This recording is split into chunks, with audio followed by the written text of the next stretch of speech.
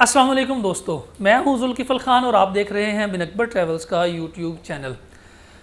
Medical treatment के लिए, किसी भी बीमारी के इलाज के लिए कौन सी शेंजन स्टेट सबसे बेहतर है जिसका वीज़ा भी जल्दी लग जाएगा और वहाँ से आप मेडिकल ट्रीटमेंट के लिए भी इजीली अप्लाई कर सकते हैं। क्योंकि हमारे पास बहुत सारे केसेस आ रहे हैं मेडिकल ट्रीटमेंट के हवाले से कि जी हमारे बच्चे को या बच्ची को या मुझे ये प्रॉब्लम है, इसका ट्रीटमेंट खुदा न खास्ता पाकिस्तान में नहीं हो रहा और ये ट्रीटमेंट या यूरोप में हो सकता है या यूके में हो सकता है। तो शेंजन स्टेट्स में अगर आपने मेडिकल का ट्रीटमेंट करवाना है, अपना मेडिकली कोई इलाज करवाना है, तो उसके लिए सबसे बेहतरीन तरीकाकार क्या होगा और इस फाइल को आप कैसे प्रिपेयर करेंगे और किस तरह से ये वीज़ा लग सकता है, उसके लिए आज की वीडियो बड़ी इंपॉर्टेंट है। वीडियो में आगे बढ़ने से पहले वही रिक्वेस्ट, अगर चैनल आपने अभी तक सब्सक्राइब नहीं किया तो ज़रूर सब्सक्राइब कर लें, बेल आइकन को प्रेस कर दें ताकि ऐसी इन्फॉर्मेटिव वीडियो आपको टाइम पे मिल सकें।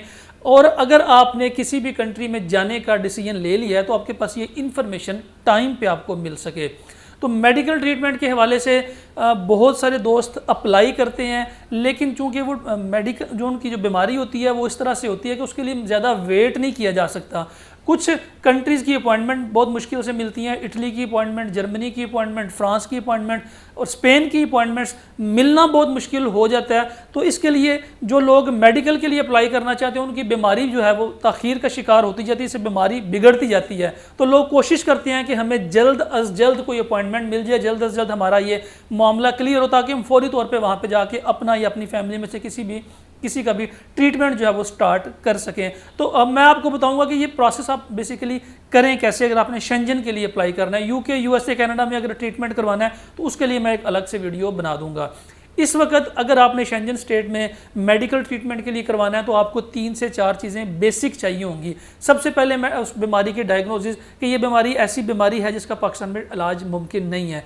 दूसरी चीज़, अटेस्टेड या सर्टिफाइड डॉक्टर्स का बोर्ड बैठता है और वो उस चीज़ को वेरीफाई करता है कि ये ट्रीटमेंट पाकिस्तान में नहीं हो सकता और ये ट्रीटमेंट आप किसी आउट ऑफ कंट्री में आप किसी भी डॉक्टर से करवा सकते हैं।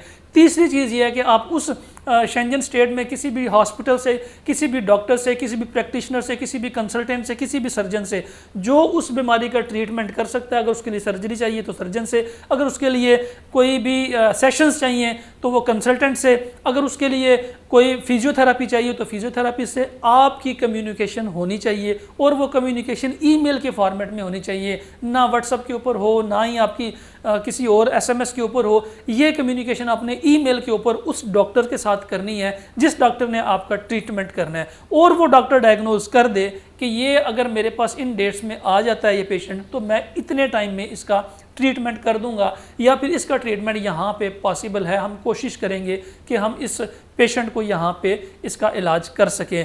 तीसरी चीज़ ये बहुत इंपॉर्टेंट है। चौथी चीज़ जो है वो है फाइनेंशियल सपोर्ट, कि आपके पास इतने पैसे होने चाहिए कि एक तो आप वो इलाज करवा सकें, दूसरा उस मरीज़ के साथ जो अटेंडेंट जाएगा उसका खाने पीने और रिहाइश का खर्चा और उस मरीज़ के रिहाइश का खर्चा आप उठा सकें। अगर उस डॉक्टर ने जिसके साथ आपने रब्ता किया हुआ है वो आपको बताता है कि आपका खर्चा 15 से 20 लाख रुपए आएगा तो आपके अकाउंट में उससे डबल अमाउंट होनी चाहिए। अगर 20 लाख रुपए आपका बीमारी पे खर्चा आ रहा है तो आपके अकाउंट में कम से कम 40 लाख रुपया होगा, तो फिर एम्बेसी को लगेगा कि आपके पास इतने पैसे मौजूद हैं, आपके पास फंड्स हैं कि आप जाके अपना ट्रीटमेंट करवा सकते हैं। दूसरी ऑप्शन होती है एनजीओज़ की। कुछ एनजीओज़ जो हैं वो कुछ बीमारियों में लोगों का इलाज में उनकी हेल्प करते हैं, उनकी सपोर्ट करते हैं। आप किसी एनजीओ के थ्रू भी अप्लाई कर सकते हैं। वो एनजीओ फिर उस डॉक्टर से बात करके 50%, 40%, 30% जितना भी वो डिस्काउंट ले सकती है वो आपको डिस्काउंट लेके दे देती है। और बाकी फाइनेंशियल जो सपोर्ट है आपने फंड्स शो करवाने होते हैं।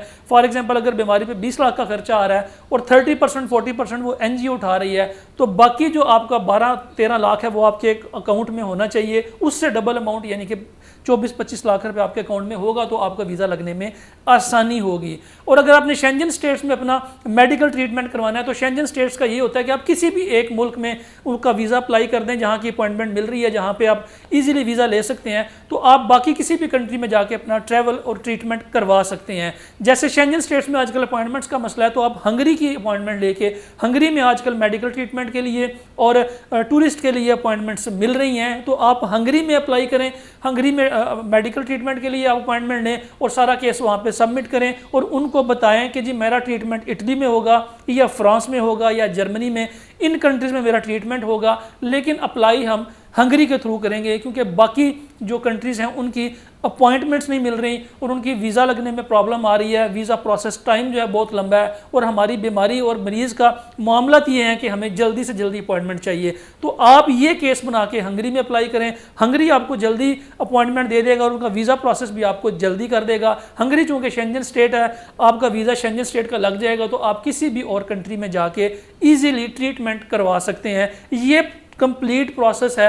अगर आप शेंजन में अपना इलाज करवाना चाहते हैं तो उसके लिए आप हंगरी की बेसिक रिक्वायरमेंट्स पूरी करें और वहाँ पे अपना वीज़ा सबमिट करवाएं, और जो आपका ट्रीटमेंट है वो किसी भी कंट्री में हो रहा है उस डॉक्टर के साथ आपकी प्रॉपर कम्युनिकेशन होनी चाहिए और जो बेसिक डॉक्यूमेंट्स पाकिस्तान से चाहिए वो भी कंप्लीट होने चाहिए। तो आप बड़े आराम से ये ट्रीटमेंट करवा सकते हैं। फिलहाल के लिए इतना ही। अपना और अपने साथ रहने वालों का खास ख्याल रखिएगा, अपने इस चैनल का भी।